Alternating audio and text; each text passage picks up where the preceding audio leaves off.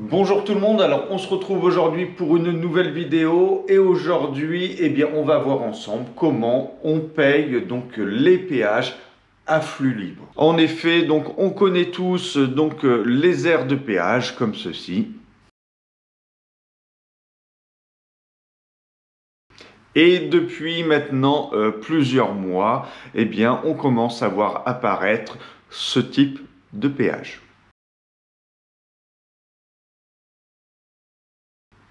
Donc, c'est les péages à flux libre. Sont concernés pour le moment l'autoroute A13 à 14 qui relie la Normandie à la région parisienne, ainsi que l'autoroute A79 qui se trouve dans l'Allier.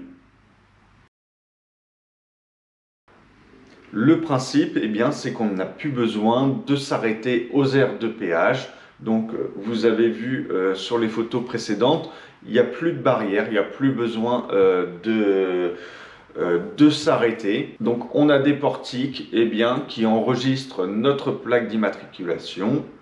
Et évidemment, l'autoroute n'est pas gratuite. On va avoir 72 heures pour pouvoir payer notre péage. On en vient donc à notre sujet de vidéo, savoir comment on paye notre péage. Alors pour pouvoir payer le péage, les péages, il y a trois solutions. La première, celle qui nous intéresse, celle qu'on va voir juste après, c'est de payer en ligne. La deuxième méthode, c'est via la plateforme Nirio. Et la troisième et dernière méthode, c'est quand on a un badge télépéage, tout simplement. Nous, ce qu'on va voir là, c'est comment payer son péage, ses péages en ligne. Allez, voilà, donc on se retrouve au niveau de l'ordinateur et maintenant on va venir voir comment on fait pour régler les péages. Donc, évidemment, ça fait moins de 72 heures que l'on a pris le ou les péages. Et pour venir régler, on va venir taper payer péage libre. Ok. Donc pour l'instant, comme on l'a vu juste avant, il n'y a pas 15 000 autoroutes à flux libre. Donc on a la A14, la A13 et on a la A79. Donc je sais pas où aller. Bon.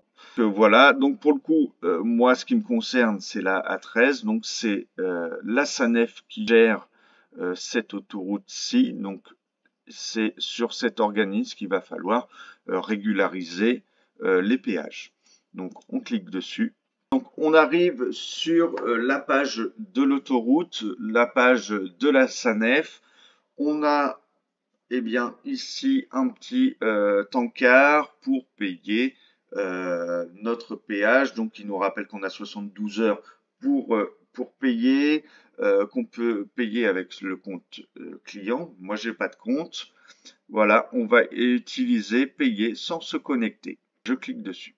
Et donc la page qu'on obtient, donc c'est très simple. Il nous suffit de renseigner l'immatriculation du véhicule que l'on avait lors du trajet. C'est fait. Donc là, on a une case. C'était un véhicule de location. Donc pour nous, c'est pas le cas. Si c'était le cas, évidemment, on coche. Et là, on fait vérifier mes péages à payer. Donc je clique dessus. Nouvelle page qui s'affiche. Là, on a le véhicule, le ou les péages que l'on a empruntés sur cette autoroute.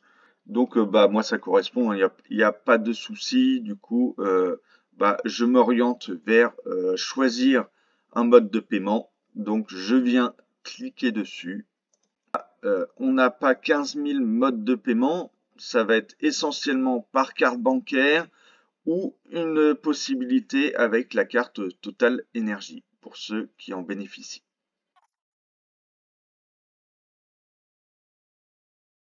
Voilà, donc on remplit et une fois que c'est fait, on vient appuyer sur le bouton payer par carte. Voilà, donc là, ça y est, c'est payé. Là, on a un petit encart comme quoi il nous demande de créer un compte, hein. Ça, c'est du plus. On le verra dans une prochaine vidéo. En créant un compte, on enregistre nos plaques et en fait, on peut avoir des notifications. Donc ça sera le sujet d'une deuxième vidéo. Et on peut même enregistrer une carte de crédit pour avoir un paiement automatique. Donc ça, on verra ça plus tard. Et donc voilà, on a comment dire le paiement qui a été effectué. Voilà, donc ça y est, c'est fait. On est venu régler donc les péages qui étaient en cours, donc moins de 72 heures évidemment. Vous avez vu, c'est extrêmement simple, c'est extrêmement rapide. Bon, allez, j'ai pas chronométré, mais on en a au moins pour 2 minutes et c'est fait. Comme je l'ai dit juste avant, prochaine vidéo, eh bien, on verra ensemble pour créer un compte et on verra tout ce que ça nous apporte, notamment des notifications lorsqu'on a un péage, le paiement automatique lorsqu'on enregistre un moyen de paiement, donc carte de crédit, un RIB ou bref, on verra ça ensemble. Donc ça sera l'objet d'une vidéo suivante. Voilà, on s'arrête là. J'espère que la vidéo va vous aider. Si c'est le cas, on n'hésite pas. On met un pouce, on peut s'abonner évidemment, ça fait plaisir et ça mange pas de pain. À très vite.